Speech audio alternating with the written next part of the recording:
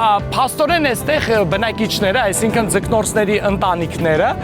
աճեցնում են իդեպ ահա բարև բոլորին, աճեցնում են բանջարեղեն, նաև կան մրգի ծառեր այստեղ, մի խոսքով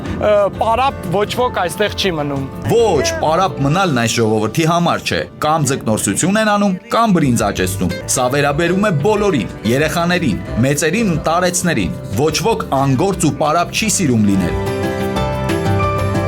Միայն տեսեք առջևում ինչ տեսարան է բացվում, լեռները, այս բնությունը եւ իհարկե տները։ Ահա տեսնում եք ձախ կողմում, աջ կողմում հենց ջրի վրա են ապրում մարդիկ։ Իհարկե տները մի փոքր ավելի բարձր են կառուցվում, ինչու որովհետեւ ջուրը շատ հաճախ անձրևային սեզոնին բարձրանում է եւ որպեսզի տունը չհայտնվի ջրի մեջ, իհարկե տները կառուցում են ել ավելի բարձր։ Ուշադրություն դարձրեք։